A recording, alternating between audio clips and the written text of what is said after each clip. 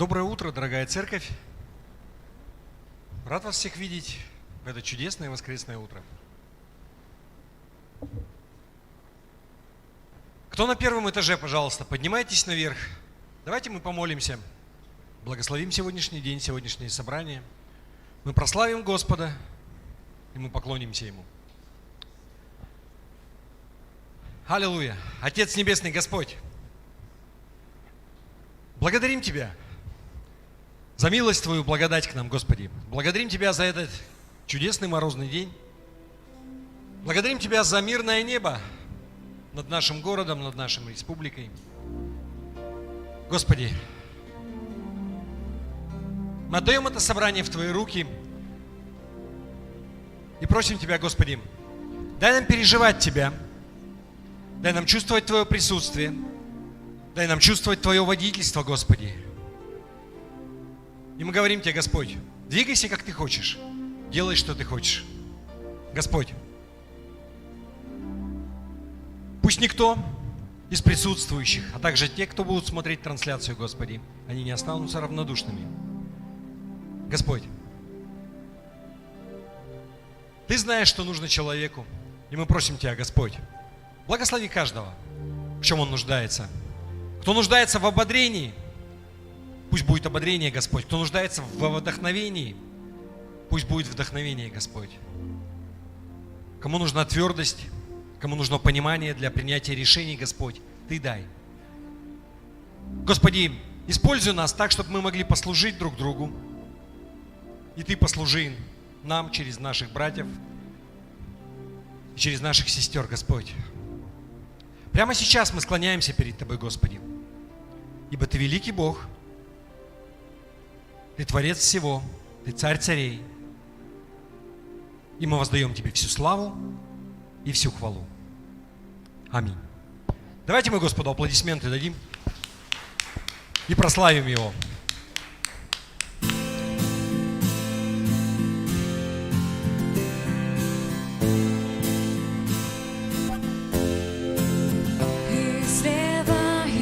Сила здесь, в этот час, в это время мы неразделимы, едины, все мы ждем Его. Изливается сила здесь, в этот час, в это время мы неразделимы, едины, все мы ждем Его.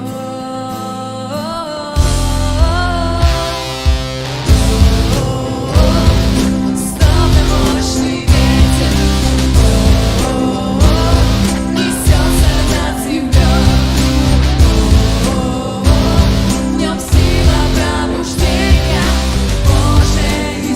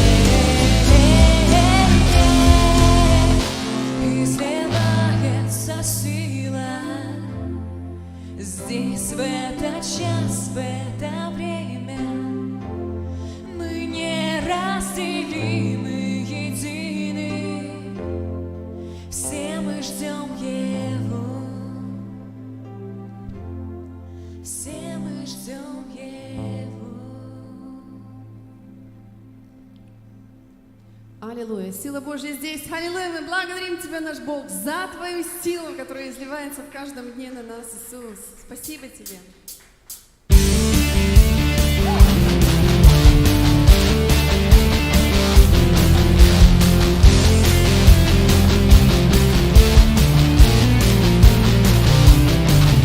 Напои меня живою водой, утоли жажду мою. Я хочу нырнуть с головой в глубокие воды твои.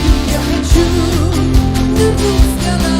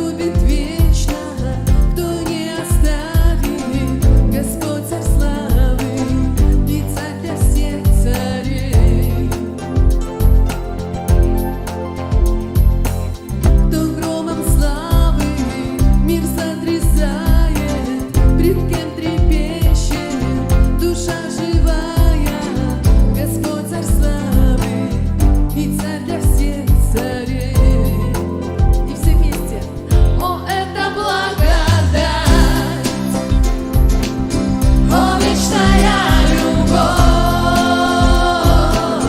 ты принял на себя мой крест и мой позор. Ты свою жизнь отдал, меня освободил. О, Иисус, я буду петь о Твоей любви.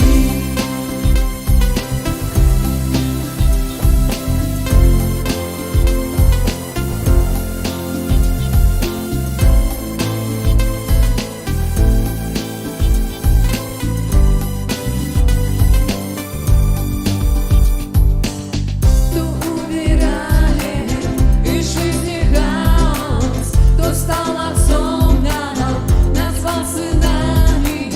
Господь дай славы, Господь дай славы, кто правит миром в суде и правде, и ярче солнца свет его славы.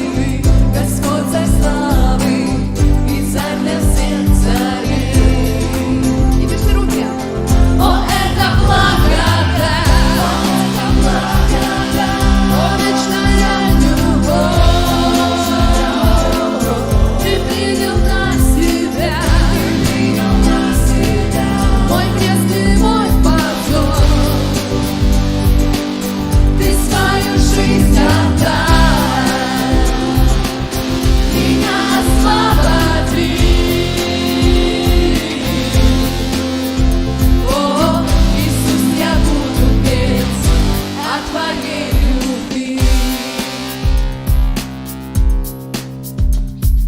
Агнец Божий заклан за нас, Агнец Божий славу достоин принять, Агнец Божий заклан за нас,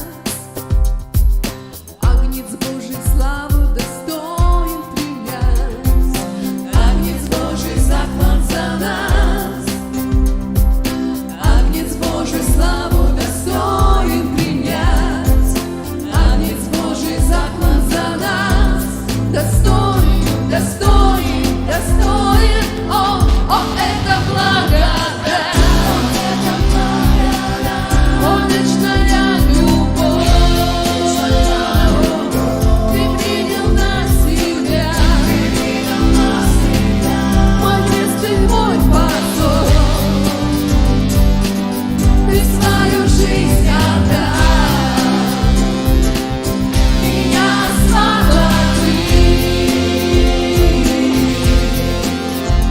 О, Иисус, я буду петь о Твоей любви. О, это благодать, о, вечная любовь, ты принял на себя мой крест и мой позор. Ты свою жизнь отдал, меня освободил. О, Иисус, я буду петь о Твоей любви.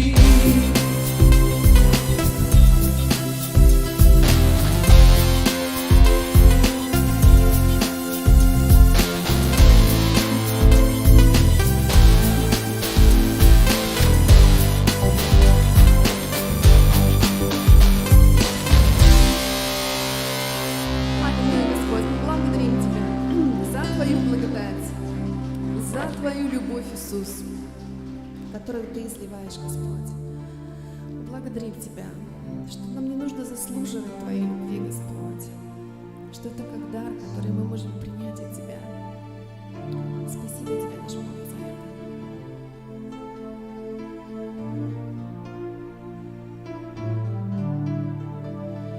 Это песня хвалы, словно птица парит в небесах. Твоя жизнь, как река, в мое сердце течет, и душа поет для Тебя.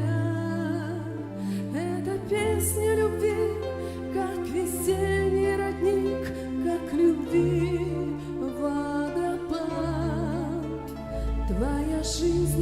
река в мое сердце течет, я вдыхаю любви аромат.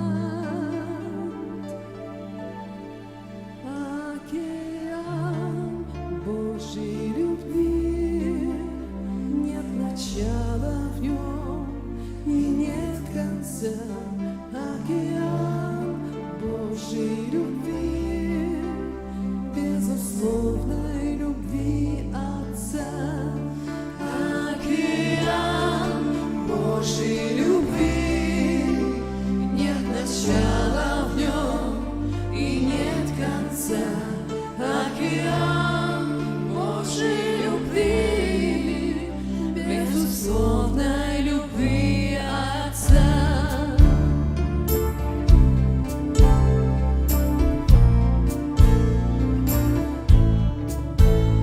Эта песня хвалы, словно птица парит в небесах. Твоя жизнь, как река, в мое сердце течет, и душа поет для тебя. Эта песня любви, как весенний родник, как любви водопад. Твоя жизнь, как река, в мое сердце течет, я вдыхаю любви аромат. Океан Божьей любви, нет начала в нем и нет конца. Океан Божьей любви, безусловной любви Отца. Океан Божьей любви, нет начала в нем и нет конца. Океан Божьей любви, безусловной любви Отца.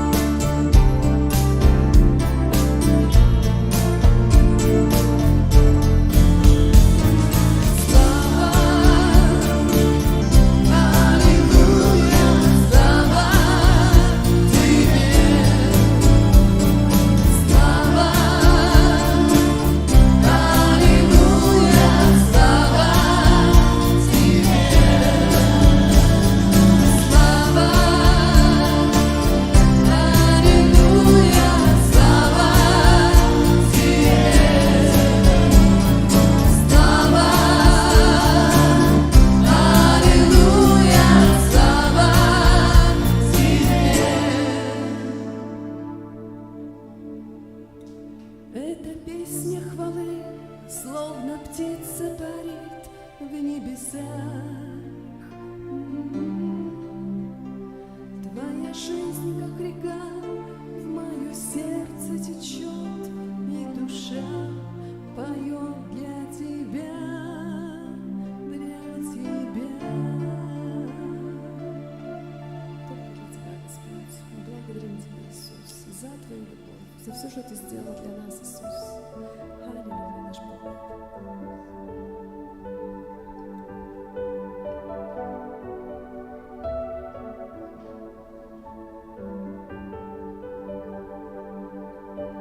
Жизнь свою отдал на кресте за мой грех, кровь свою пролил на алтарь и спас их.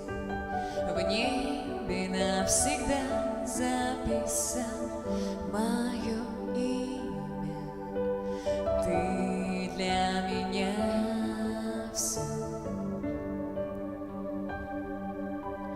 Ты для меня все, все, что мне надо, знать Тебя и быть с Тобой рядом. Иисус, мое сердце изменил навсегда. Для Тебя поет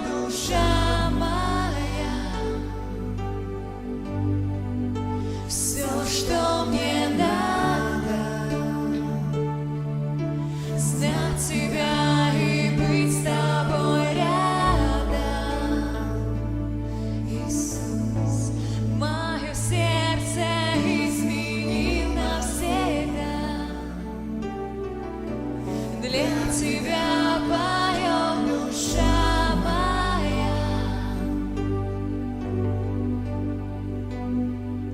Жизнь свою отдал на кресте за мой грех. Кровь свою пролил на алтарь и спас. В небе навсегда записал мое имя. Ты для меня все. Ты для меня все. Все, что мне надо, знать Тебя и быть с Тобой рядом. Иисус, мое сердце изменил навсегда.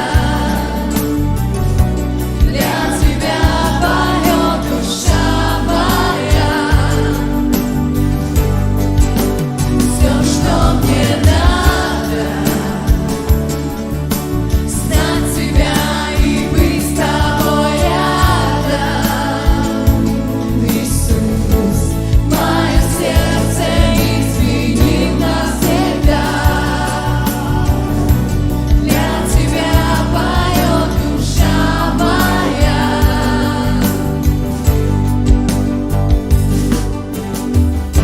Я в присутствии Твоем руки поднимаю. Ты в сердце моем, Ты в сердце моем. Всей душой Тебя, мой Бог, благословляю. Ты все во всем. Мы в присутствии Твоем руки поднимаем.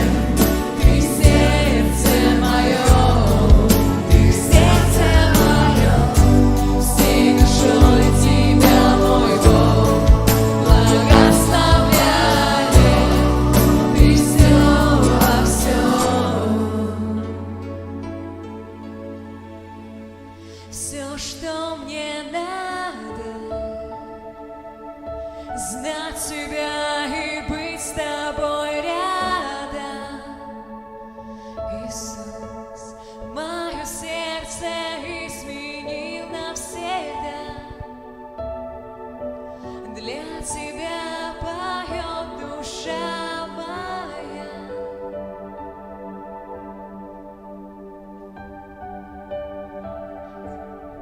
Аллилуйя, Господь, Ты все, что нужно для нашей жизни, Господь.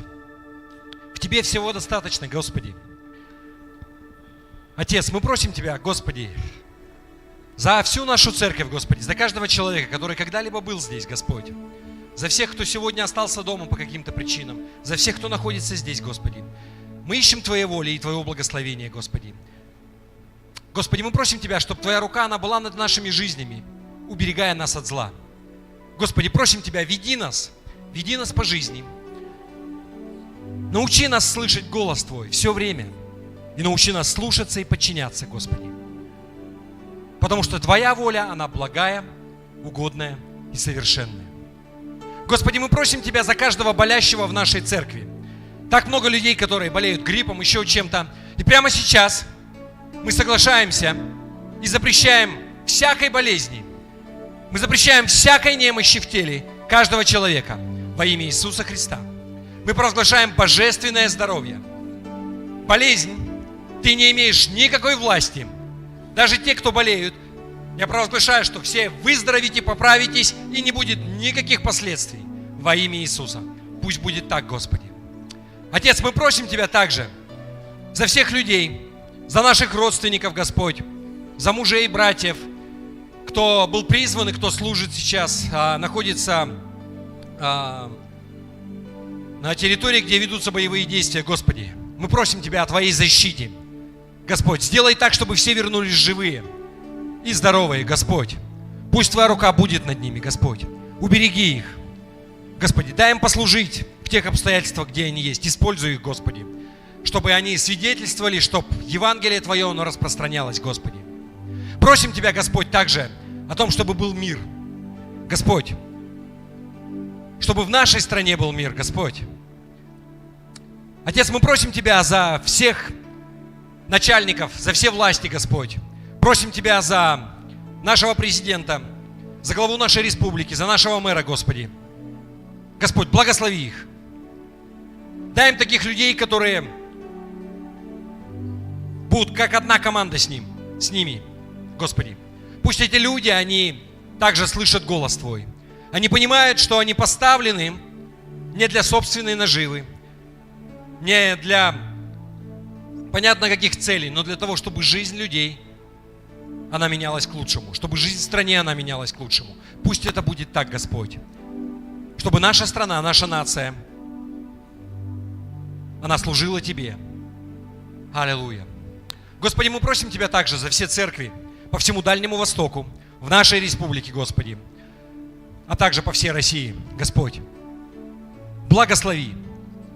Что бы ни происходило, Господи, какая бы политическая конъюнктура ни была в какой-то момент времени, но пусть церковь, она всегда стоит за Твоей истину, Господь. Чтобы церковь, она пыталась угодить Тебе прежде всего, а не начальствам и властям, Господь. Благослови всех пасторов, всех служителей в каждой церкви, все общины поместные, Господи. Пусть будет единство. Пусть они помнят, что Ты глава церкви. Не люди, но Ты глава. Аллилуйя, Господь.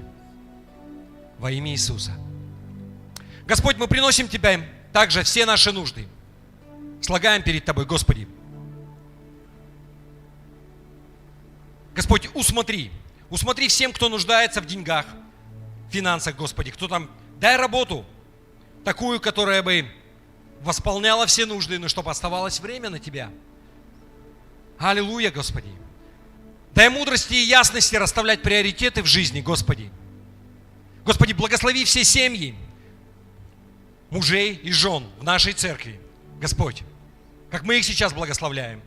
Пусть каждый, он исполняет ту роль, которая ему отведена в семье. Я провозглашаю мир в каждую семью. Мир между мужем и женой.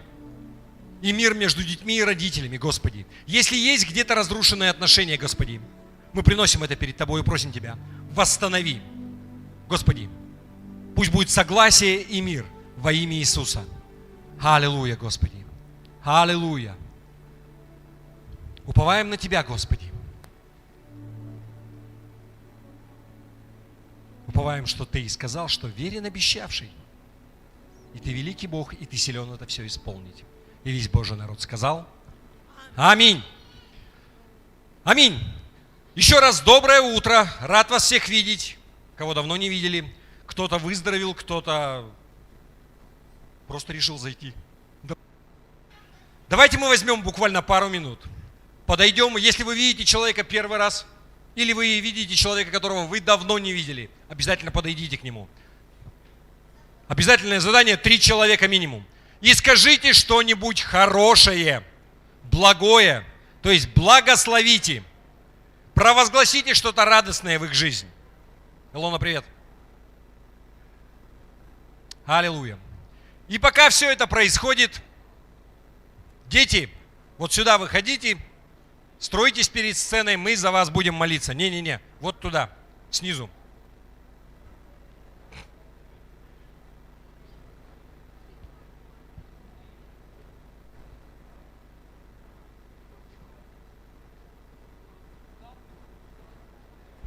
Здрасте. Я Алексей.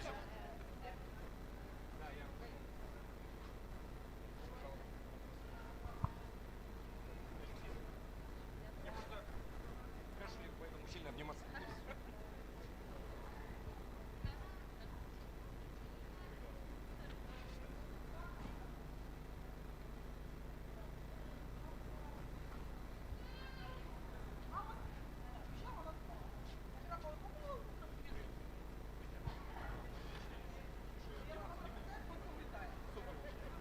Дорогу, чтобы не это.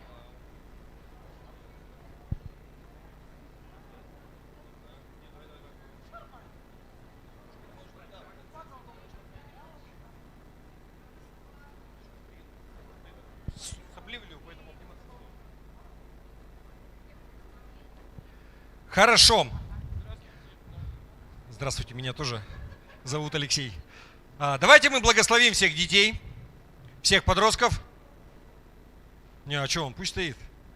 Подростки. До 18 лет у нас такое, да, как бы. Аллилуйя, Господь.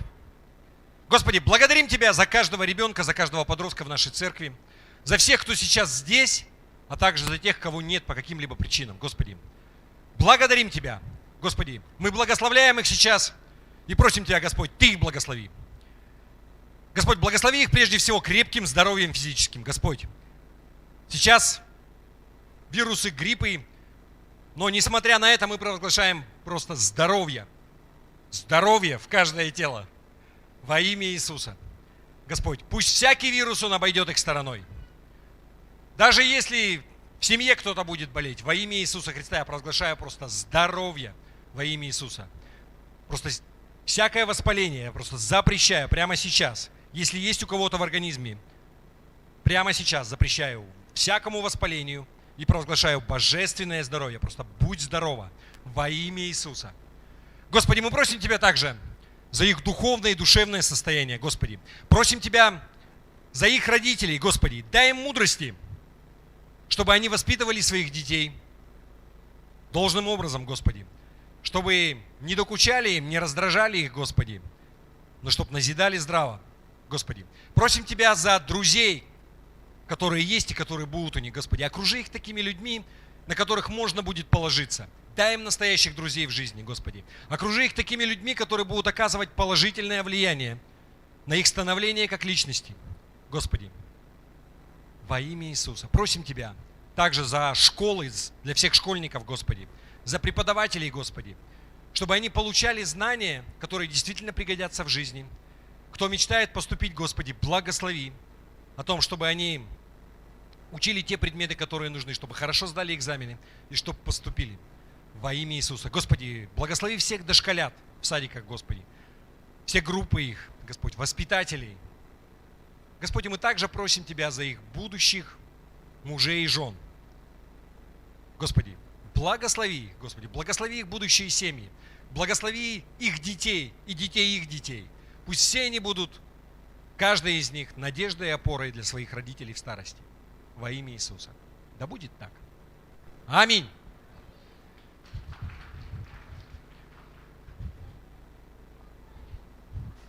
Наконец-то, да. Я и так уже пытаюсь не затягивать. Откуда они вообще взялись? Мне казалось, нет никого, да?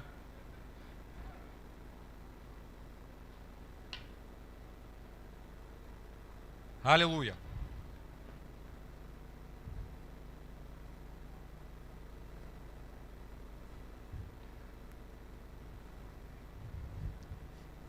Да, у нас на улице морозно, зима наступила. Декабрь, значит, у нас скоро Рождество, да? У нас уже на следующей неделе, нет, не на следующей, через неделю, так скажем, да?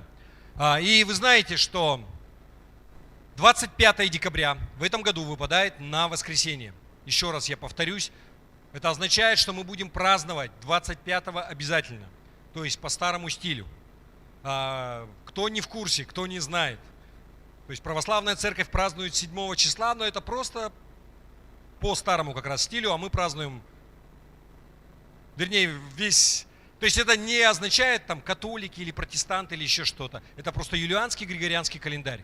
Кто во что принят, мы в нашей церкви обычно празднуем 2 раза, если есть такая возможность, потому что лучше, вы понимаете, что вся суть в том, какой смысл ты вкладываешь в этот праздник, да? Мы празднуем что? Рождение нашего Господа Иисуса Христа. Христиане это все вокруг Него, да? Поэтому, если вы знаете, у нас какие-то мероприятия, подготовка происходит. Если вы желаете принять участие какое-то, поздравить песней, сплясать, стишок рассказать, то мы до этого говорили к Маше подойти. Но это не означает, что она вас там просто что должен какой-то быть человек у нас ответственный. Вы можете сказать, Мари, подними руку, пожалуйста, ей свое желание изъявить, она вас запишет, и там дальше группа, которая ответственна за подготовку, они вас куда-нибудь включат. Хорошо? Также я бы хотел напомнить, вы знаете, что мы приготовили подарки для детей в малоимущих семьях, вот здесь в нашем районе, как бы, да, там 50 детей, и 17-18, да, мы, когда ориентировочно планируем развести их и раздать. И почему так сделали, я вам говорил, да, что как-то до этого, и у нас есть люди в нашей церкви, кто целенаправленно многие годы помогают детским домам, но, как правило, в детских домах дети сейчас, они обеспечены, ну, по крайней мере, подарками. А вот об этих как-то, ну, хотя для меня тоже был вот приятный сюрприз, вот Мария, она выходила на администрацию округа, там, города, чтобы получить адреса, ну, вот каких-то семей таких, да, и оказывается, администрация, они тоже работают в этом направлении, да, и они тоже поздравляют, то есть, ну, здорово. Хотя они были рады, что есть кто-то еще, и как-то, видимо, сбросить и поставить, ну, распределить на самом деле, да. Вот. К чему я это говорю? Если у вас есть возможность послужить автомобилем, чтобы развозить, кто-то может развозить и заносить, если вы не можете, вы стесняетесь по каким-то причинам заходить, это мужчины, если, да, но вы могли бы повозить, было бы здорово. Это также к Марии, то есть она занимается этим, да. Подарки уже приготовлены же, да. Вы знаете, что у нас были целенаправленные пожертвования, собрали даже больше, чем нужно, также люди жертвовали там, ну, отдельными какими-то вещами, то есть купили Библии, купили предметы личной гигиены, сладости какие-то, все это красиво упаковано, там какие-то полотенчики в виде мишек завернули. В общем, подарки, я думаю, классные, осталось их только развести и подарить. Поэтому, если вы можете обратиться к Марии, было бы здорово, чтобы нам не на одном автомобиле весь день, с утра до вечера ездить, да? Разъехались, за полчаса все сделали и довольные и счастливые, с кучей положительных эмоций поехали по домам. Хорошо? Также, если у вас нет автомобиля, но вы бы хотели бы поучаствовать, заходить, стучаться, дарить, я думаю, что также лишние руки не будут. Аминь?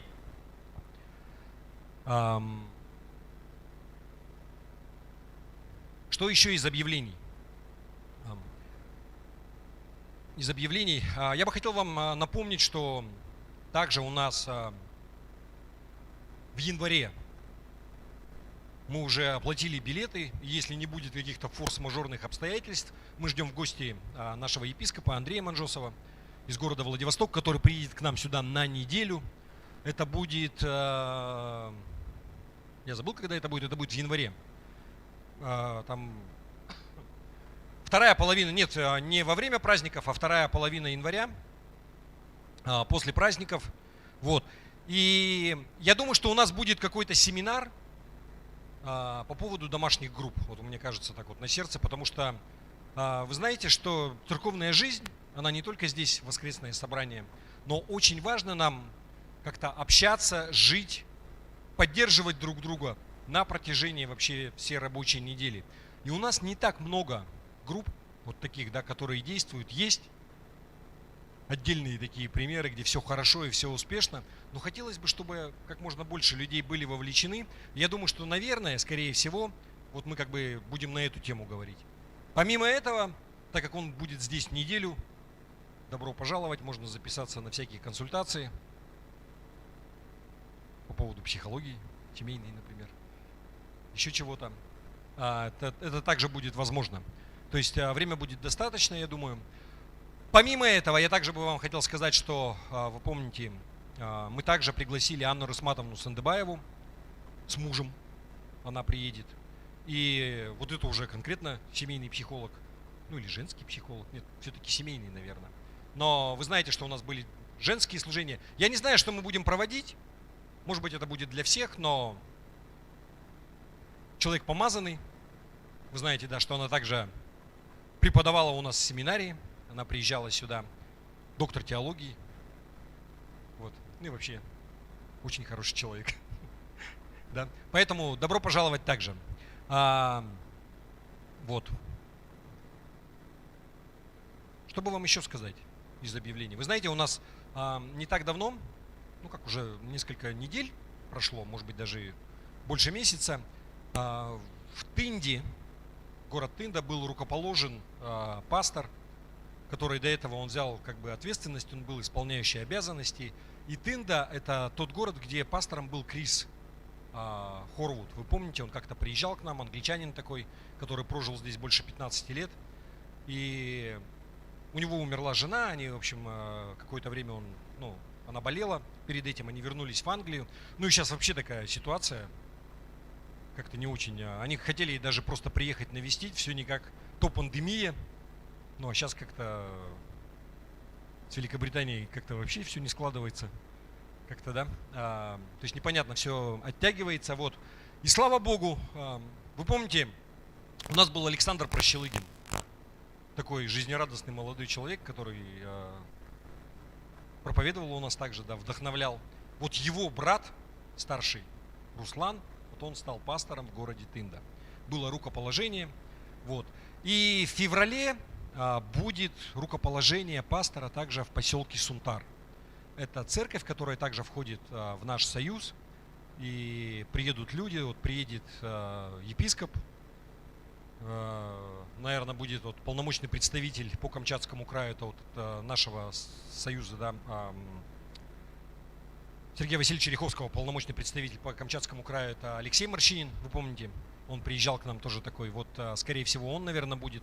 Мы поедем в Сунтары, чтобы там рукоположить, это Николай, я забыл фамилию, как его зовут, но вы его тоже помните, брат такой, я его постоянно приглашаю к нам сюда. Даст Бог, он как бы и у нас также здесь будет. Хороший брат. Вот. Это такие события, которые у нас происходят. Аминь. Хорошо. И у нас немаловажная часть служения – это пожертвования и десятины. Чуть я про них не забыл. Да, Дмитрий Петрович, можно вот ведра пустить? И если вы первый раз в церкви, вы не понимаете, зачем и почему, да, мы собираем пожертвования. И это дело добровольное. И нет никакого осуждения, если вы не чувствуете, что вот сейчас вам нужно дать или что-то. Но наша церковь, она существует на добровольные пожертвования. То есть вся деятельность, которая ведется, отопление, электричество, звукооборудование, билеты для священнослужителей и так далее, мы все оплачиваем вот из этого. И существуем только из-за этого. Поэтому пусть Господь, Он благословит каждого, кто дает. Также можно сделать пожертвование в электронном виде по номеру этой карты.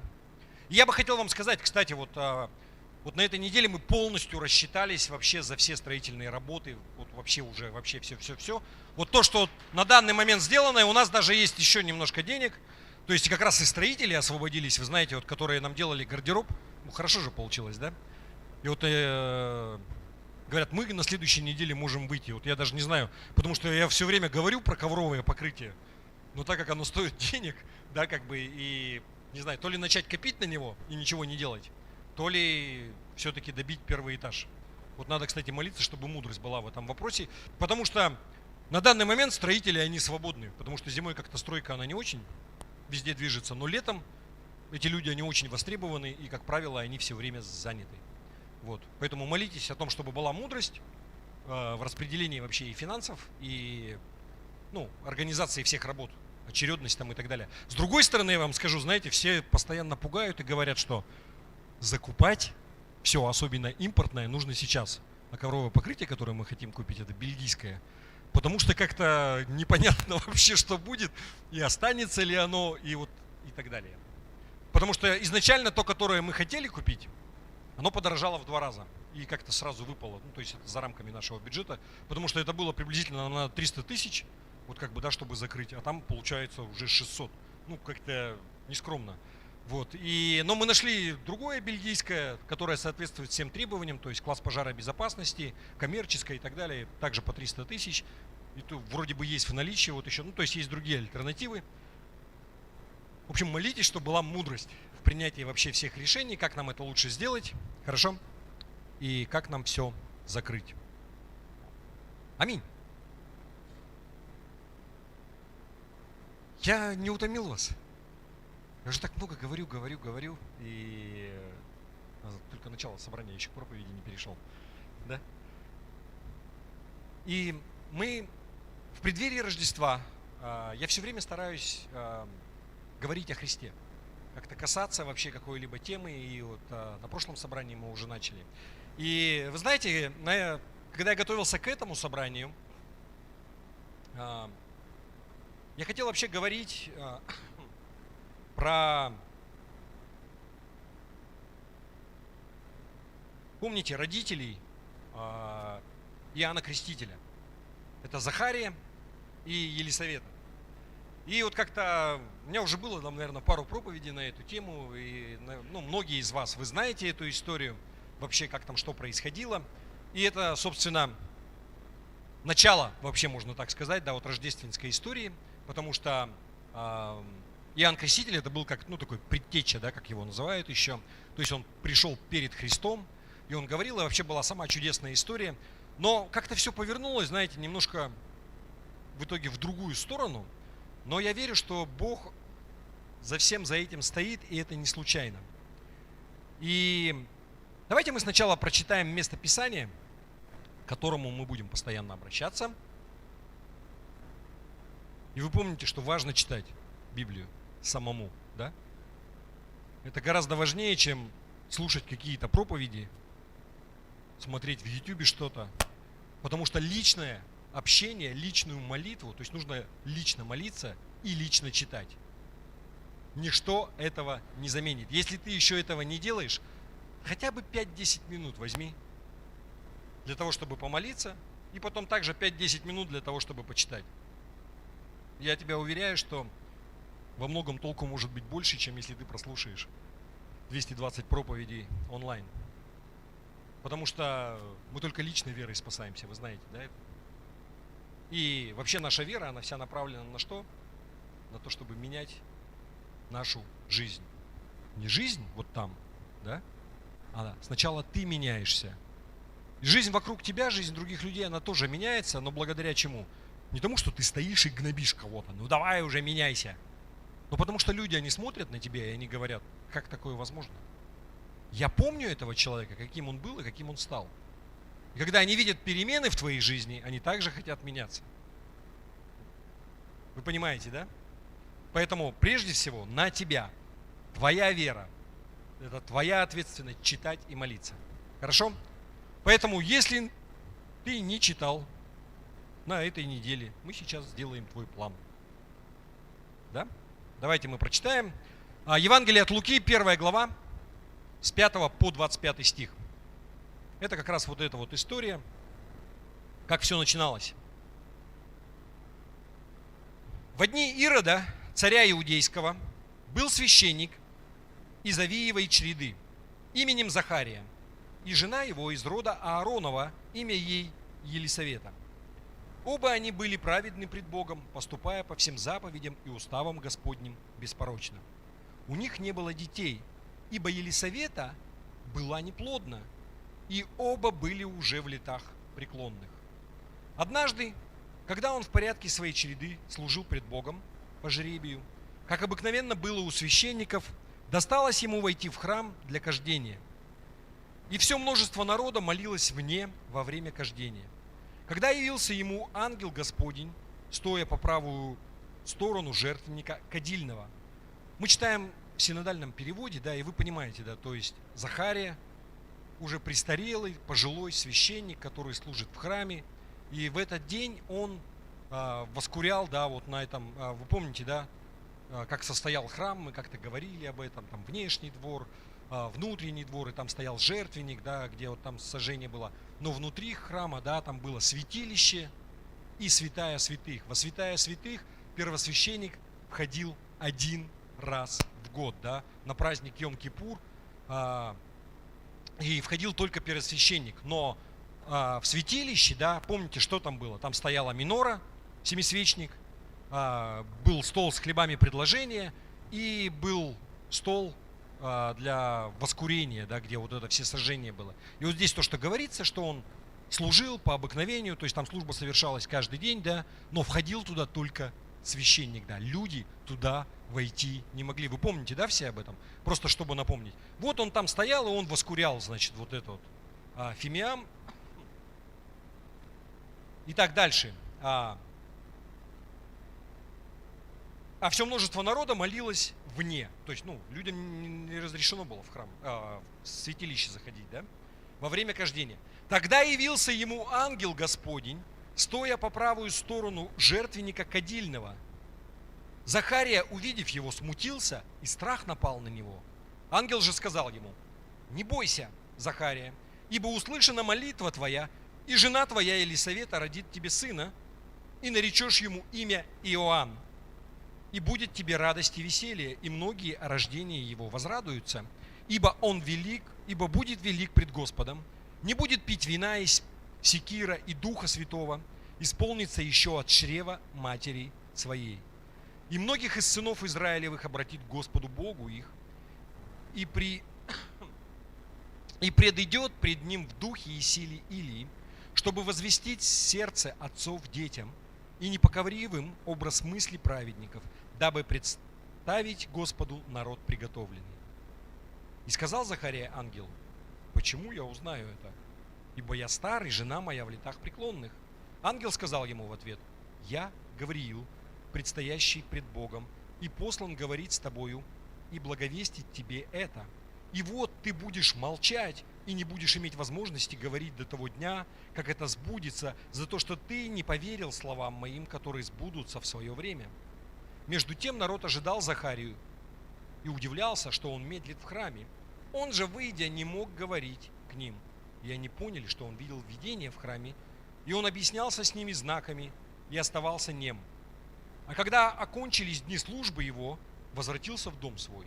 После сих дней зачала Елисавета, жена его, и таилась 5 месяцев и говорила: так сотворил мне Господь во дни сии, в которые презрел на меня, чтобы снять с меня поношение между людьми. Там все понятно же, да, вот как бы в этой вот истории. То есть ангел ему говорит, что услышана молитва твоя, жена твоя, она зачнет, да, то есть у вас будет сын. Он говорит: точно, как вообще я узнаю, да, потому что, я уже старенький, как бы, и жена у меня бесплодная, он не поверил, да. И ангел ему говорит: вот за то, что ты усомнился, будешь немой, пока вот она не родит. То есть лишил его дара речи, да, за то, что ты сомневался. И он вышел, да, все расписано, жестами чего-то там показывал, и все поняли, что что-то произошло, его так долго не были. Я не знаю, вы знаете, да, что есть такая вот версия, я не знаю, я нигде такого подтверждения не находил, но вот такие байки ходят, что вот священника привязывали, да, веревкой к ноге. Вообще первосвященник, когда он там заходил, например, вот служить, если он что-то сделал не так, и Господь его убил, там, да, например, чтобы его можно было за веревку обратно вытянуть. Скорее всего, байки. То есть я не знаю, я нигде такого не это. Но, знаете, люди не могли туда зайти, они ждали, что происходит вообще, да? То есть священник мог входить. И потом, когда Елизавета, она зачала, написано 5 месяцев, она как бы никому ничего не говорила. И, да, внутри-то у нее было, наконец-то Господь, да, вот снял с меня. Все вот надо мной смеялись, а вот как бы и тут даже тоже непонятно. Вот уже старенькая вроде. Будут ли еще смеяться? Итак, с историей мы разобрались, все понятно, да, там. И, знаете, я бы хотел начать с того, что вот у меня дети не так давно вот как бы были еще в таком маленьком возрасте, когда, знаете, вот, всяких аниматоров приглашают, вот какие-то штуки происходят. И вот одна из самых популярных, вот у нас, например, в городе было, это, знаете, вот профессор какой-то или чего-то там называется, да, вот как бы, знаете, там вот элементарные какие-то вот законы физики, и вот как бы всякие фокусы, но на самом деле никаких фокусов нет, и вот что-то происходит, да, это просто если ты знаешь физику. То есть это вот, знаете, как в анекдоте, или вот не учи в школе физику, и твоя жизнь, она будет наполнена чудесами и знамениями, да, и вот как бы, но здесь, и вот ты когда смотришь, я вот к чему это, что если ты не подготовлен, даже я там удивлялся вот каким-то вещам, но я помню, знаете, когда я был маленький, вот самая первая вещь, которая вот меня поразила, это вот воздушный шарик обыкновенный, это сейчас гелевые шары, да, надувают, они где-то там сами поднимаются, и, гелий он легче воздуха, и он постоянно вверх несется, но мы надували просто воздухом, и, соответственно, да, вот Таня уже знает, Почему я это? И шарик, он обычно падает, и ты им играешься, но я как-то помню, зашел, и кто-то берет шарик, раз к потолку, и он держится и не падает. И как такое возможно вообще? Колдун какой-то стоит, да, там, или, ну, какие-то, что это? И потом, вот, когда показали, да, что можно потереть об голову, либо об шерсть об какую-то, он электризуется, да, и заряд он его держит, да, он как бы притягивается к разным вещам. И когда ты это знаешь уже, да, ну, воспринимается естественно, спокойно. Но когда весь твой детский опыт, весь твой жизненный опыт до этого, ты знаешь, что шарик, он падает, да, и всегда им играешь, он. И когда кто-то берет его, прикрепляет, и он держится, и такой, вау, да, чудо. К чему я это говорю? Знаете, что вот в жизни, вот многие вещи, для того, чтобы в них поверить, их нужно увидеть. Потому что если кто-то тебе будет рассказывать, вот маленькие дети стоят, ну, представляешь, вот берешь там шарик и к потолку, и он держится. Больной, что ли? Не бывает такого, да? Но когда ты увидел, ты с легкостью в это поверил, да? То есть многие вещи в жизни нужно увидеть, чтобы поверить. Вы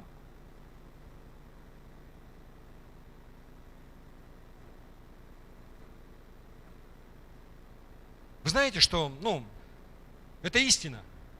И когда мы уже вырастаем, и во многие вещи ты для того, чтобы поверить, да, нужно увидеть. Ты что-то видишь, и тебе легко поверить. Как говорят, да, вот пословица есть. Лучше 100 раз увидеть, чем 1 раз услышать.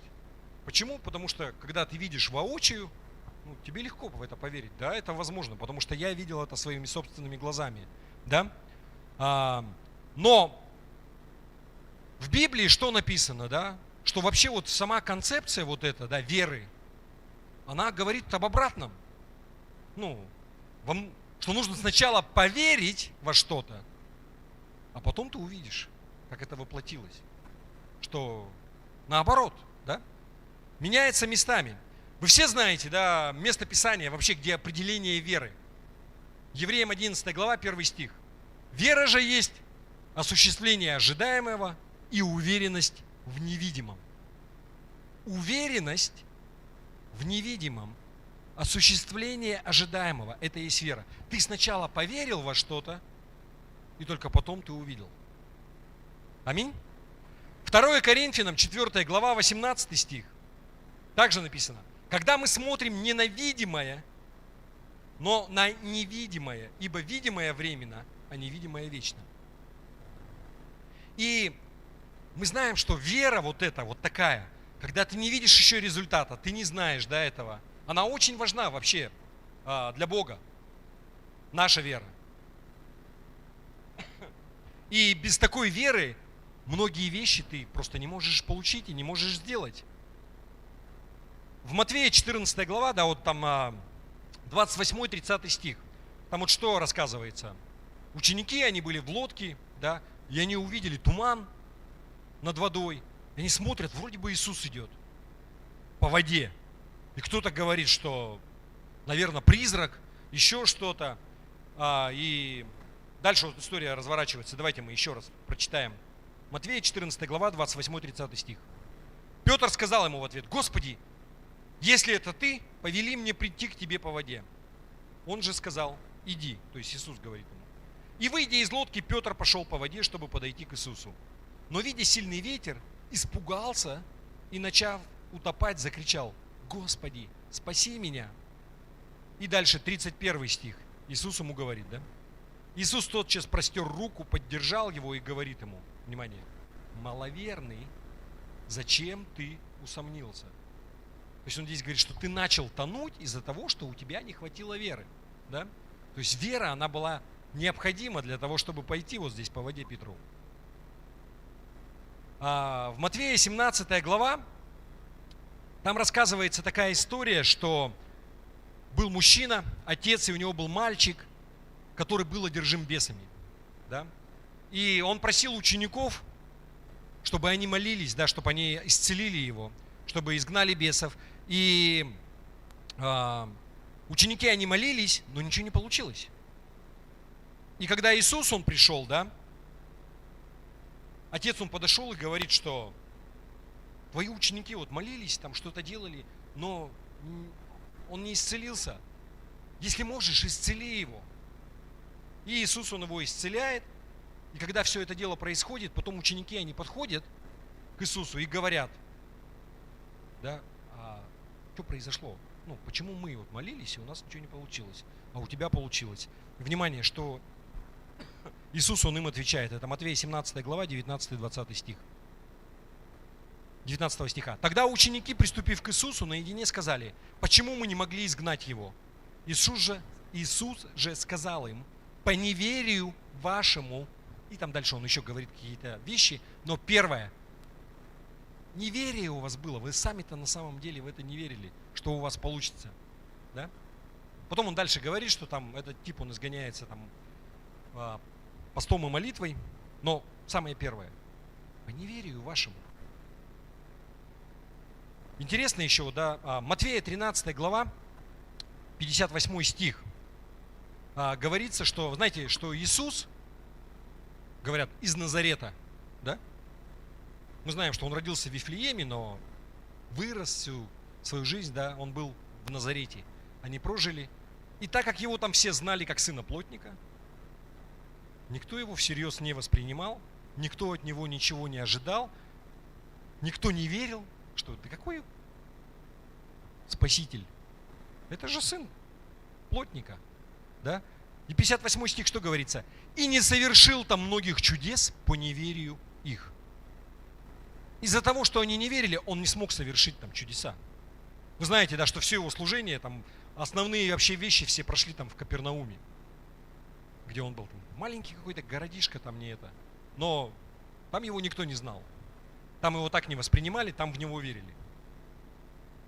То есть мы о чем говорим, что вера, она даже необходима для того, чтобы Бог, Он что-то мог сделать в твоей жизни. Потому что если ты кто-то такой вообще, давай, до свидания.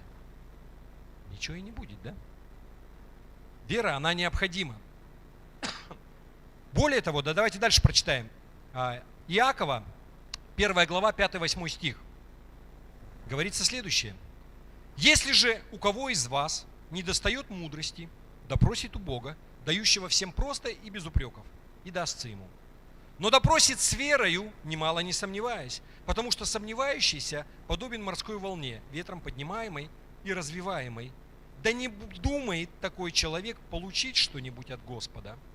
Человек с двоящимися мыслями не тверд во всех путях своих. Если ты хочешь что-то получить от Бога, проси у Него, и Он даст тебе. Но верь в это, что Он может дать. Не сомневайся, да? Вы понимаете, да, о чем здесь? Еще раз, вера, она необходима. И, знаете, как такая вишенка на торте, Евреям 11 глава, 6 стих. Вообще написано, можно первую часть только стиха. А без веры угодить Богу невозможно. Вообще не можешь угодить Богу. Что бы ты там ни делал, нету веры, никакого смысла. Да? Смотрите, если вот все, что мы прочитали сейчас про веру, это истина. И если вера, она необходима для того, чтобы вообще угодить Богу, для того, чтобы получать Его благословение, для того, чтобы вообще просить Его и что-то получать в свою жизнь. Тогда, знаете, вот есть интересная история, которую мы прочитали в самом начале, про Захарию в Луки, вот то, что мы читали. Давайте мы еще раз перечитаем, только не все, но вот с 10 по 20 стих. Итак, а все множество народа молилось вне, за пределами святого святых, да, во время кождения, когда он там воскурял все это. Тогда явился ему ангел Господень, стоя по правую сторону жертвенника кадильного. Захария, увидев его, смутился, и страх напал на него. Ангел же сказал ему: не бойся, Захария, ибо услышана молитва твоя, и жена твоя Елисавета родит тебе сына, и наречешь ему имя Иоанн. И будет тебе радость и веселье, и многие о рождении его возрадуются. Ибо он будет велик пред Господом, не будет пить вина и секира, и Духа Святого исполнится еще от чрева матери своей, и многих из сынов Израилевых обратит к Господу Богу их, и предыдет пред Ним, то есть перед Иисусом Христом, в духе и силе Илии, чтобы возвратить сердца отцов детям и непокоривым образ мыслей праведников, дабы представить Господу народ приготовленный. И внимание, и Захария, и сказал Захария ангелу: почему я узнаю это? Как я вообще узнаю это? Ибо я стар, и жена моя в летах преклонных. Ангел сказал ему в ответ: я Гавриил, предстоящий пред Богом, и послан говорить с тобой и благовестить тебе это. И вот ты будешь молчать и не будешь иметь возможности говорить до того дня, как это сбудется, за то, что ты не поверил словам моим, которые сбудутся в свое время. То есть во время вот этой истории, про которую мы читаем, Захария, престарелый священник, его очередь служить в храме. И он воскуряет, да, поджигает вот это масло, кадит там, дымит в храме, совершает служение Богу. Мы знаем, что никто не может войти туда, да? И ангел появляется. Я просто к чему это говорю? Он отчетливо понимает, что это не человек какой-то пришел и там троллит его или что-то. Никто не мог туда войти. Это ангел, это сверхъестественное существо. И там дальше говорится, что его страх на него напал, да? Он забоялся, как обычно, когда бывает, когда перед людьми возникает ангелы, да, сверхъестественное существо. На него страх напал. И этот ангел, он ему говорит, чудесное пророчество. Говорит: радуйся, твоя молитва, она услышана. Да? У тебя будет сын. И не просто сын. Это мы сейчас можем получать Духа Святого, да? Но тогда он говорит: с рождения у тебя ребенок, на нем будет Дух Святой, и он будет необыкновенный, да? Он будет глашатаем у Спасителя и так далее, и так далее. И что говорит Захария? Первые слова. Почему я это узнаю, да? Ну, это вот так перевели. Наверное, не самая умная вещь, которую Захария вообще когда-либо говорил. Но мы понимаем, что я не знаю, какие там точные слова, как это переводилось вообще. Ну, буквально он говорит: да ну, серьезно, что ли? Его поведение, оно говорит о том, что в нем было неверие. Он не поверил ангелу. Несмотря на то, что это было в храме, это ангел пред ним предстал. И он ему говорит, он такой, но он смотрит, он знает. Представьте, он уже в преклонных летах, уже дедушка. И жена у него уже тоже, мягко сказать, была не молода, да? То есть написано, если стара, ну уже все дела закончились, она уже не могла зачать. Уже репродуктивная функция, она все. И понятно, что он такой: серьезно?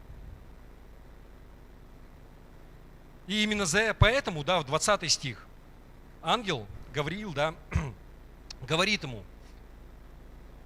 и вот ты будешь молчать и не будешь иметь возможности говорить до того дня, как это сбудется, за то, что ты не поверил словам моим, которые сбудутся в свое время. Понимаете, да, что происходит? Ангел, он это что, чтобы не было каких-то недомолвок, он конкретно не поверил вообще во все это, и ангел, он на этом и показывает. Вот за то, что ты не поверил, немой будешь, не сможешь ни слова проронить, пока у тебя жена не родит. Вот такое как бы наказание тебе за это, да? Следующий пункт, внимание, пока следуйте, да, за мной. Если у Захарии было вот это вот неверие, а мы знаем, до этого мы так много времени потратили на то, чтобы выяснить, что без веры угодить Богу невозможно, а здесь он конкретно не верит. И мы доказали, да, что для того, чтобы получить какие-то благословения в жизни, у нас не должно быть сомнений. Не думает такой человек получить что-либо от Господа. И Почему Захария? Почему его выбрали? Я думаю, что были более достойные люди в Израиле. Вот верняком. Знаете, кому-то бы ангел пришел, и он сказал бы, что вот у тебя будет сын, твои молитвы услышаны. Он сказал, аминь, принимаю все. Да, да будет так, как говорит Господь. Вы согласны? Ну не может быть такого, чтобы не было. Но вместо этого Бог, Он избирает вот этого престарелого священника, который отвечает вот таким образом, да ладно. То есть, серьезно? У нас в таком возрасте дети будут. Казалось бы, вроде бы, нелогично. Ну почему? Если без веры угодить Богу невозможно. И мы читали, да, там, не думает такой человек, который сомневается получить что-либо от Господа. А здесь вот так происходит. Я не буду долго тянуть, создавать интригу. Есть причины, по которым Бог, Он выбрал Захарию, да? И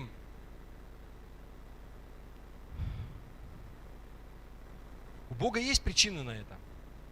И каковы же эти причины для того, чтобы Захария, он стал отцом вот этого человека, который пророка, да? Иоанна Крестителя.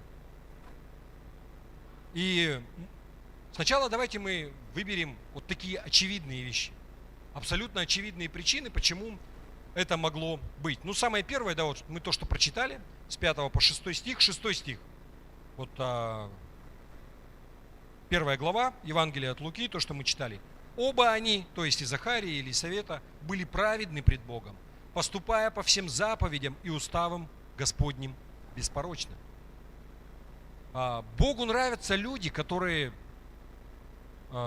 слушают Его, слушаются Его заповеди, исполняют Его заповеди, да? И Он ищет таких людей, которые, помните, мы читали, что глаза Господа, они обозревают всю землю для того, чтобы найти тех людей, чьи сердца вполне преданы Ему, для того, чтобы благословлять их, да? И 5 стих, что мы читали, смотрите. Священник из Авиевой чреды именем Захария, смотрите, и жена его из рода Ааронова, имя ей Елисавета. И Бог, Он всегда, у Него есть свой план, и у Него есть определенный вот какой-то путь, как Он все делает. И здесь, смотрите, вот я хочу, чтобы вы посмотрели вот на это. Помните, в Ветхом Завете, когда Бог, Он избрал Моисея для того, чтобы он что? Освободил народ израильский, да, и вывел его из Египта. И Аарон, он был глашатаем. Вот в тот момент, когда Моисей, он пошел к фараону, Аарон, он шел, и он приготавливал ему путь. Он перед ним говорил, вот идет там. Он был глашатаем у Моисея. И смотрите, здесь, по прошествии многих-многих столетий, придет Иисус, который принесет спасение для народа израильского, в том числе, да, от греха. Он выведет их. И его глашатый, кто пойдет пред ним, будет провозглашать, он будет также из рода Ааронова. Он будет его потомок. Смотрите, да, как у Бога устроено. И то есть помимо того, что Моисею было обещано, да, что в один день Бог, Он поднимет пророка, то есть он говорил про Иисуса. Это Второзаконие, 18 глава, там написано, 18 стих, открывать не надо, но можно там почитать. Итак, Моисей вывел, спас от рабства в Египте, Иисус, Он спас от рабства греха. И у того и у другого были глашатые, да, предтечи, которые шли перед ним, и они были родственники. То есть один был прадедом, другой был потомком, да, потом. И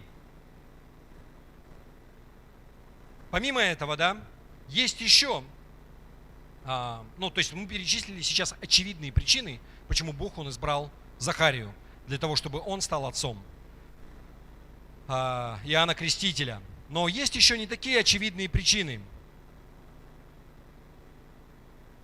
Прежде всего, Захария, как мы выяснили, да, вот мы читали про него, он уже был пожилой человек, уже старенький.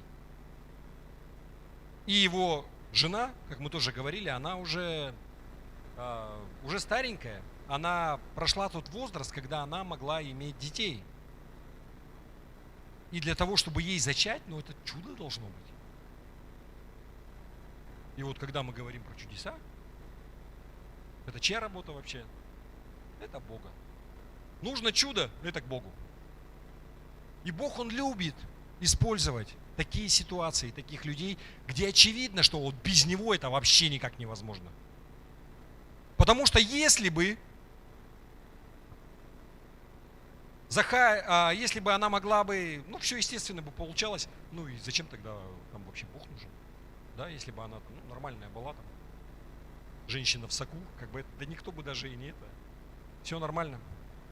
Но вы смотрите, знаете, Бог поступал подобным образом и до этого также. Исаак, Иаков, Иосиф, Самуил, они все были рождены от женщин, которые думали, что мы не можем, что мы не можем зачать. Богу нравится делать невозможное. Богу нравится творить чудеса в жизнях людей. Это просто Его натура. Делать чудеса. Делать невозможное. Делать невозможное для того, чтобы народ Божий, чтобы ему можно было напомнить. Знаете, вот как Матвея 19 глава, 26 стих. Иисус, воззрев, сказал им: человеком это невозможно. Богу же все возможно. Богу возможно все.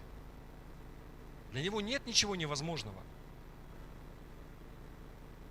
Это также, знаете, как Бог, Он спрашивал Авраама в Бытие 18 глава, 14 стих. Он задает ему вопрос: есть ли что трудное для Господа? Для Бога разве есть что-то трудное? Есть что-то невозможное, чего Он не может сделать? Тот, который создал все вокруг. Вы понимаете, да, это? Чудеса – это то, что Бог, Он делает. Помимо этого, я хочу, чтобы вы еще подумали, вот только представьте, вот то влияние, которое вот этот вообще сам факт зачатия, рождения вот Иоанна Крестителя, он оказал потом на него, как на молодого человека, на ребенка.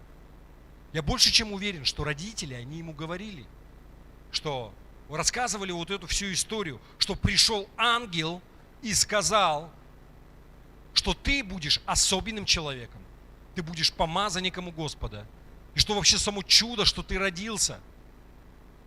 И когда он рос, он все это впитывал, он слышал эти разговоры. Ты понимаешь, что ты вообще чудом появился на свет? Само по себе, что ты родился, это чудо от Бога. Ты понимаешь, что Бог, Он выбрал тебя для особенной роли в этой жизни. И они ему рассказывали и рассказывали вот эту историю. И все, вы понимаете, что отец, ну вот Захария, он, будучи священником, зная Тору, он вообще понимал, о чем говорится и что ангел он на самом деле провозгласил. Это была отсылка к пророку Малахии, да, вот 4 глава, знаете, вот написано, 5-6 стих, Малахия, 4 глава, 5-6 стих.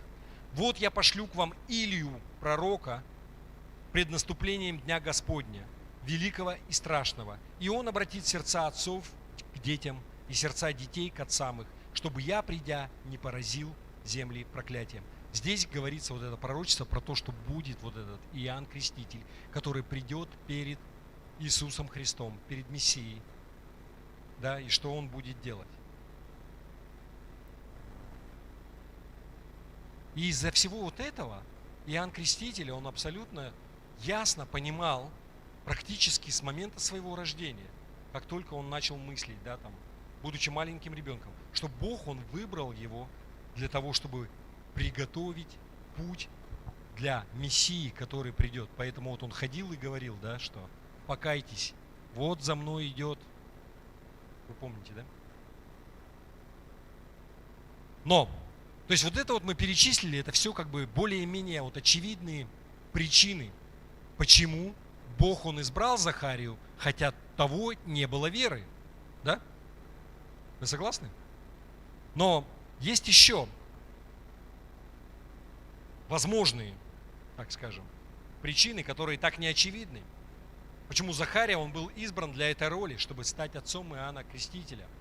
И я думаю, это опять же мое личное мнение, в Библии этого нет, я на этом не настаиваю, да? Но я считаю, что, может быть, это для нас наиболее важная причина, почему он был избран. Я верю, что Захария был избран для того, чтобы стать отцом Иоанна Крестителя, потому что он сомневался. Потому что он был именно тем человеком, знаете, уже такой священник, который уже прожил жизнь, который все знает, который все видел. И когда ангел к нему пришел, и вот он мог стоять, смотреть в лицо ангела и сказать ему: да ладно, что, серьезно? Потому что другие бы там, может быть, упали бы там и: Господи, помилуй. Но он стоял и говорит: да ладно, да не может быть. Потому что он сомневался.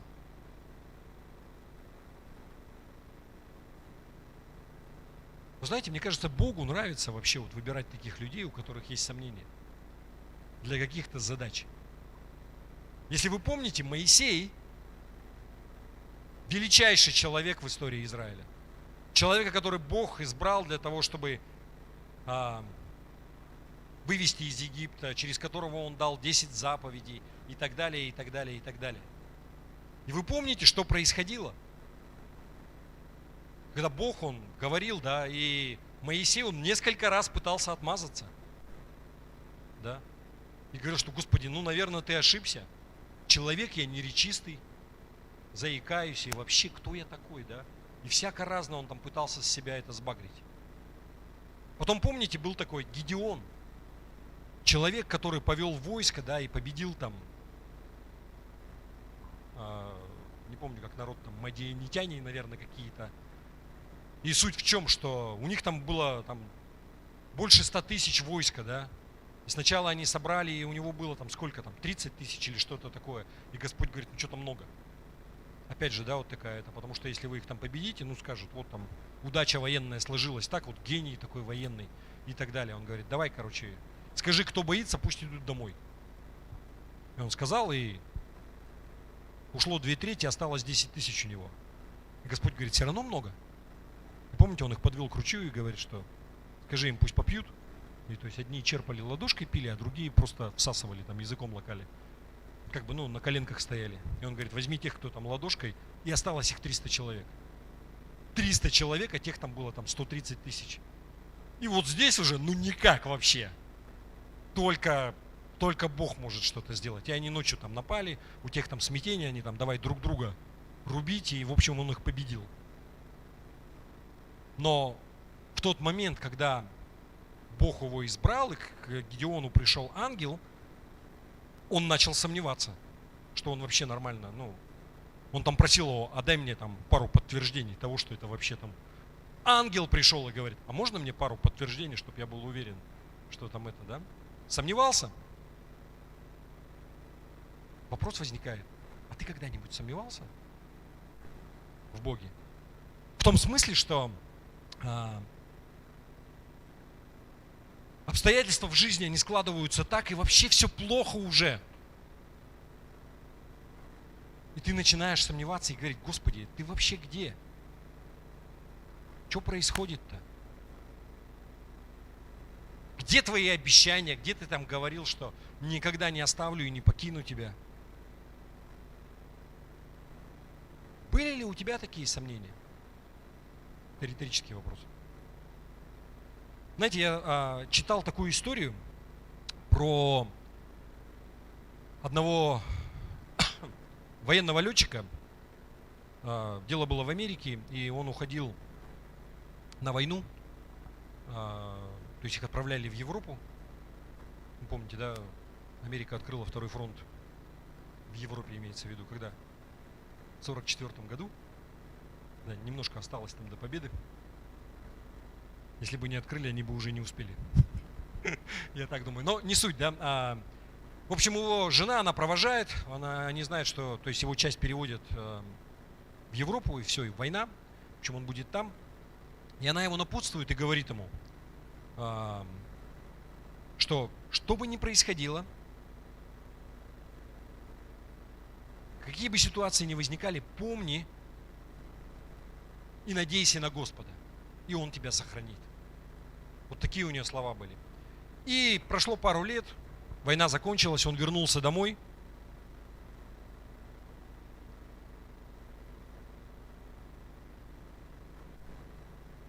Война закончилась, он вернулся домой. И жена ему, ну то есть живой и здоровый. И жена ему говорит: я же тебе говорила, надейся на Господа, и Он тебя никогда не подведет. И знаете, муж, он отвечает ей, так, улыбнулся, говорит: я знаю, что ты мне говорила, дорогая.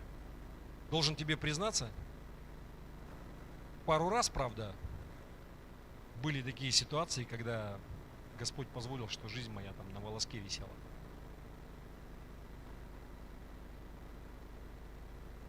И вы знаете, бывают времена в жизни, даже самых-самых там посвященных христиан, верующих,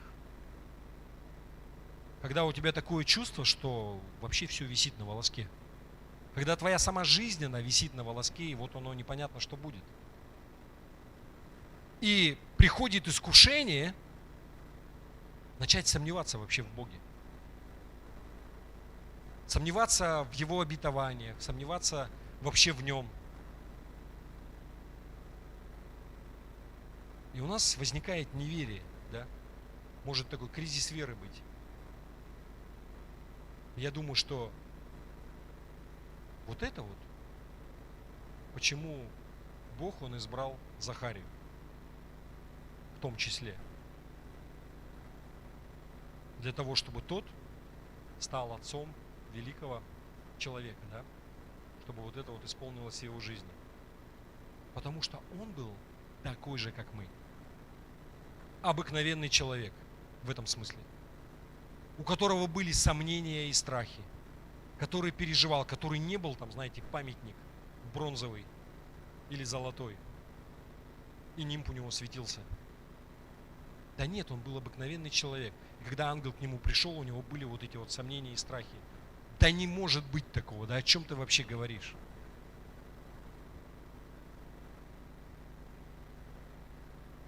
Вы понимаете? Мне кажется, Бог недаром поместил это. Для того, чтобы у нас вот был такой пример. Людям свойственно сомневаться. Людям свойственно бояться. И жизнь, она такая, что любого может скрутить в бараний рог. И обстоятельства могут быть такие, что, особенно, знаете, когда ты на себя там полагаешься,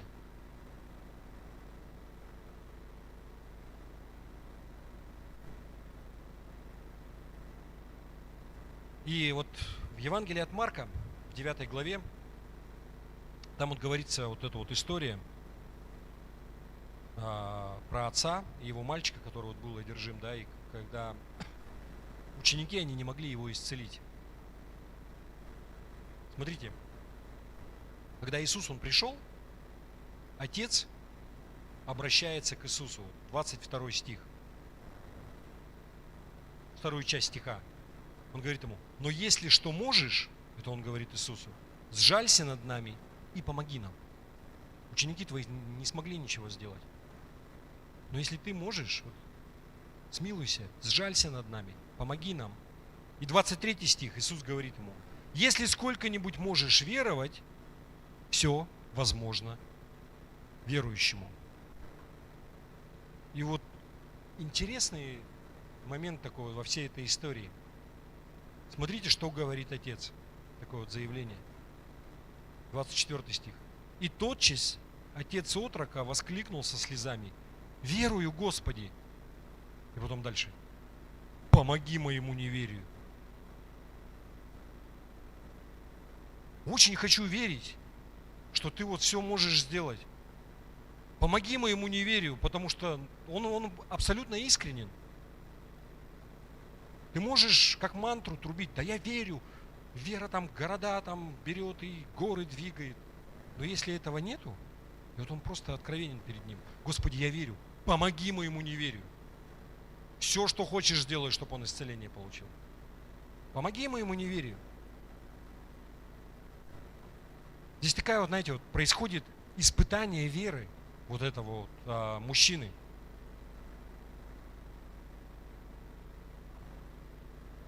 Он хотел верить, но он был честен с Иисусом, что у него были сомнения, у него было неверие. Говорит: помоги мне, сделай так, укрепи меня. Вы понимаете? И смотрите, что происходит. Вот вообще вся концепция, когда вот говорят: вот ты там верь, а там что-то не произошло, у тебя веры не было, вот ты маловерный, у тебя все и поэтому и получилось, потому что ты не веришь. Да? Так слышали? И смотрите, Иисус что сказал мужчине этому? Слушай, ну не повезло тебе. Веры нет, парень исцеления не получит. Так что ли? Он же не сказал ему этого, да? Он не говорил ему: маловерный, вот вера твоя и погубила тебя. Он не сделал этого. Иисус исцелил мальчика. Вот внимание, что я хочу донести.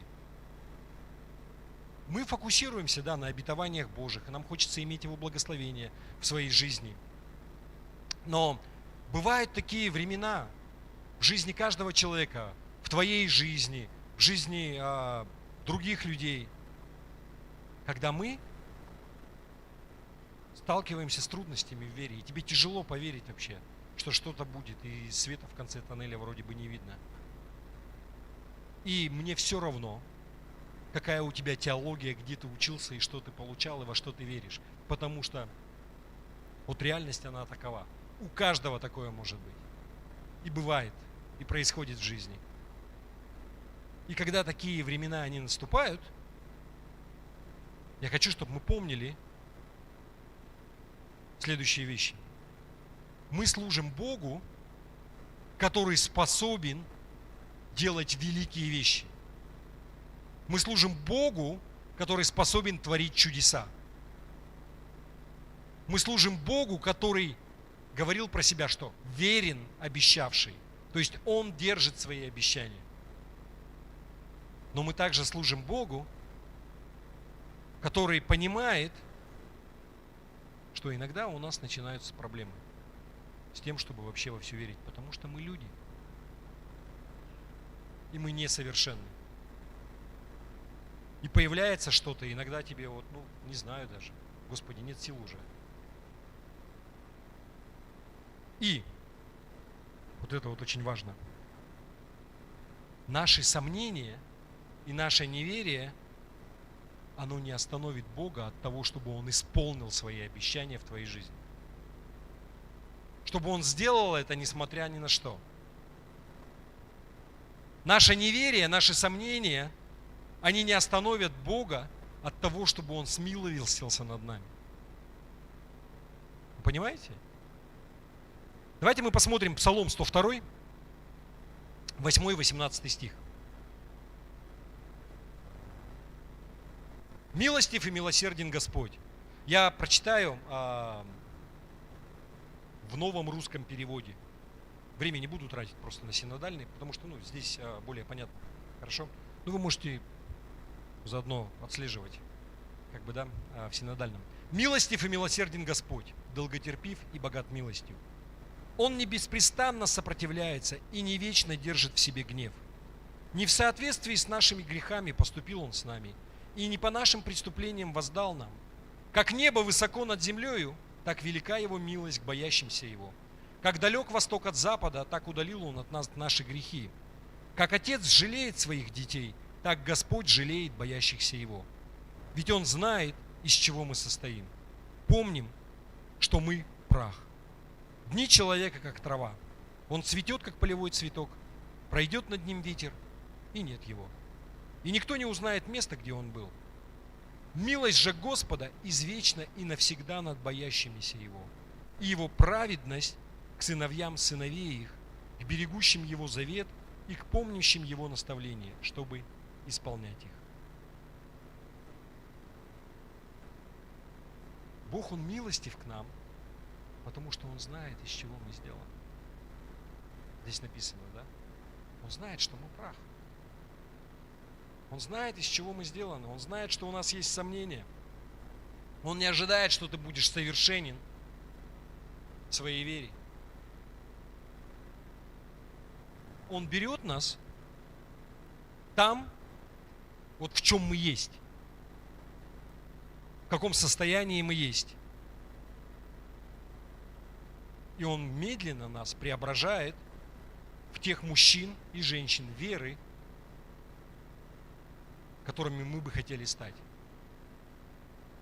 Или Он бы нас хотел видеть. Подтягивает нас до этого уровня. Вы следуете за мыслью?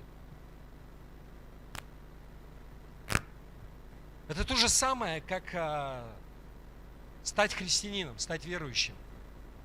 То же самое, как с тем, чтобы прийти к Богу. Есть люди, которые думают, что сначала им нужно стать совершенными для того, чтобы Бог Он их принял. Ну, кто я такой? Сначала мне нужно очиститься, избавиться от всех моих вредных привычек, избавиться от всех моих грехов для того, чтобы Бог, Он принял меня.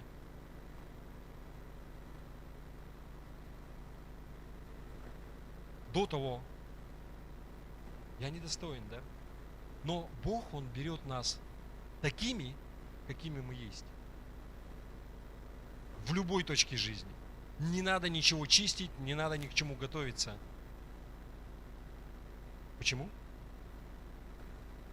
Потому что кровь Христа, она очистила нас. Потому что кровь Христа, она все сделала за нас. Поэтому тебе не надо ничего делать. Ты приходишь к Богу такой, какой ты есть. И вот с этого момента Он берет каждого из нас на том этапе, где мы находимся. И все мы по-разному. И Он преображает нас в тех детей Божьих, которыми Он хочет, чтобы мы стали. Понимаете? Скажите аминь. Аминь. Да будет так. Еще раз. Мы несовершенны.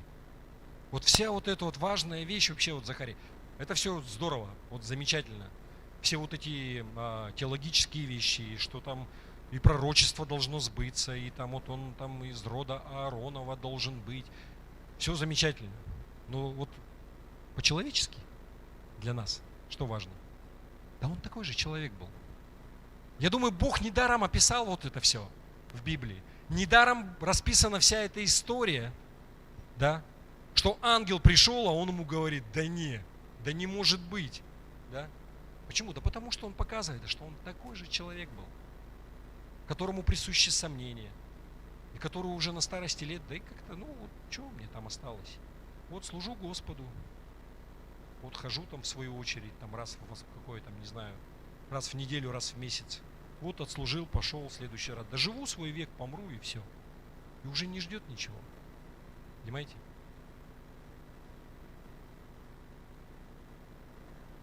Просто нам пример, что Бог, Он любит использовать таких людей. И Он принимает тебя таким, какой ты есть. И ничто не отлучит от благодати и от милости Божией. Если ты не верен, то Бог, Он верен. И твое неверие, оно никак вообще на это не влияет. Понимаете? Мы не заслуживаем, но Иисус все сделал. Аминь. Аминь. Еще раз. То я сейчас по второму кругу уже пойду. Давайте мы прославим еще Господа, можно? Давайте споем. И мы закончим на этом.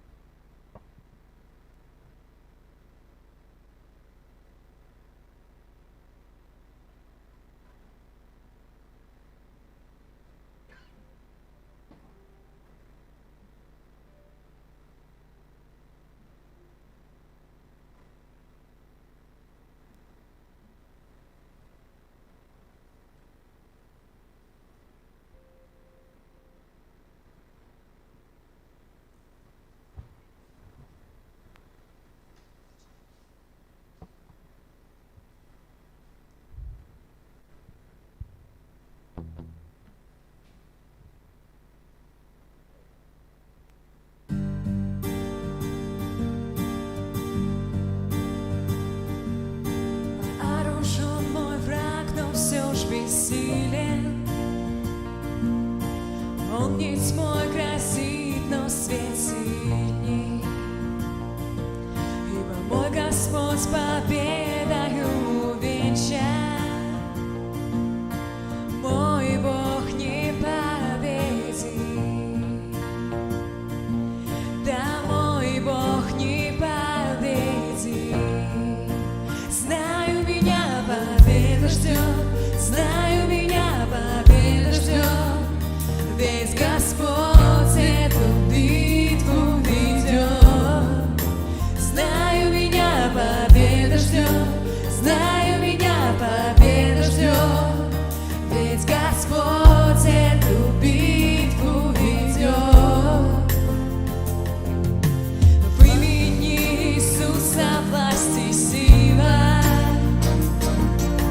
в любой борьбе не победить. С ним пред любым предстану великана. Я знаю, победа за ним.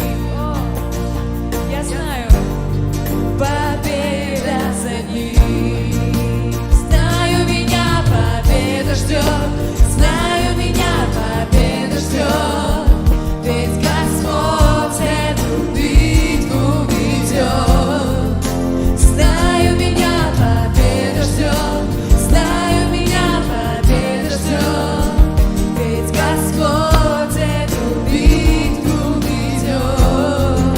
Знаю, меня победа ждет, знаю, меня победа ждет, ведь Господь эту битву ведет. Знаю, меня победа ждет, знаю, меня победа ждет, ведь Господь эту битву ведет.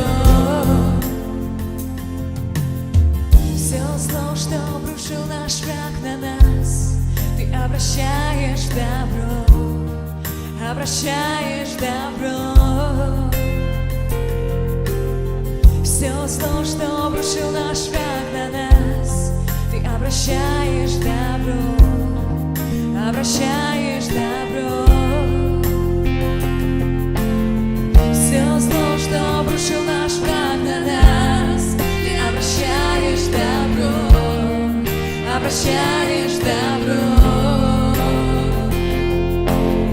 Все зло, что обрушил наш враг на нас, ты обращаешь добро, обращаешь добро. Знаю, меня победа ждет, знаю, меня победа ждет, ведь Господь эту битву ведет.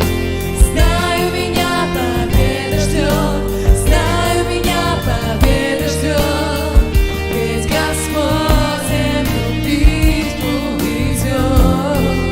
Знаю, меня победа ждет, знаю, меня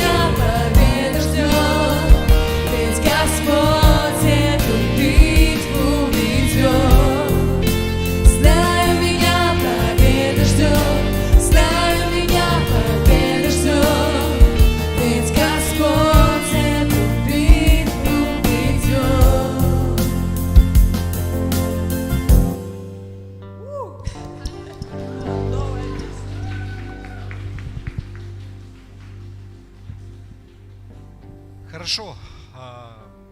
Внизу у нас есть чай. Можно остаться, пообщаться. Подождите, пока не расходитесь. Еще одна немаловажная вещь. У нас вот, Кость, можно тебя позвать? Никому не предстоит дорога вот в ближайшее время. Никто никуда не уезжает. Мы просто можем помолиться и благословить. Вот Константин у нас уезжает, вы его знаете. У нас как декабрь, так значит, человек едет далеко-далеко на север. Даже не у нас, в общем, там, где нет ничего. Вертолеты, тундра, вездеходы и так далее. И хотелось бы вернуться домой к Новому году. Да, наверное, я так думаю. Давайте мы помолимся, чтобы просто рука Господа была над ним. То есть он едет в командировку служебную на севера, на Таймыр, да, чтобы просто рука Господа, она была над ним. Давайте помолимся. Отец Небесный, Господь, благодарим Тебя за нашего брата во Христе, Константина, Господи, и мы просим Тебя, благослови его, как мы его благословляем сейчас.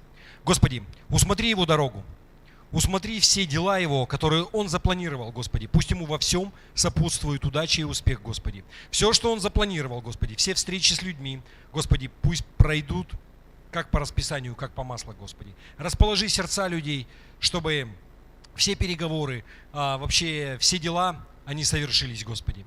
И мы просим Тебя, благослови дорогу. Так много всего там, вертолеты, техника, Господи, пусть все работает, не ломается, Господи. Суровые места также, холода, Господи, пусть доберется туда и приедет домой в целости и сохранности, живой и невредимый, Господи. Полный сил во имя Иисуса Христа. Благослови его. И весь Божий народ сказал: аминь. Аминь. Слава Богу. Хорошо, и можно спуститься вниз. Пусть Господь, Он благословит вас на эту предстоящую неделю. Добро пожаловать в следующее воскресенье сюда в 11 часов. Все, с миром Божьим. До свидания.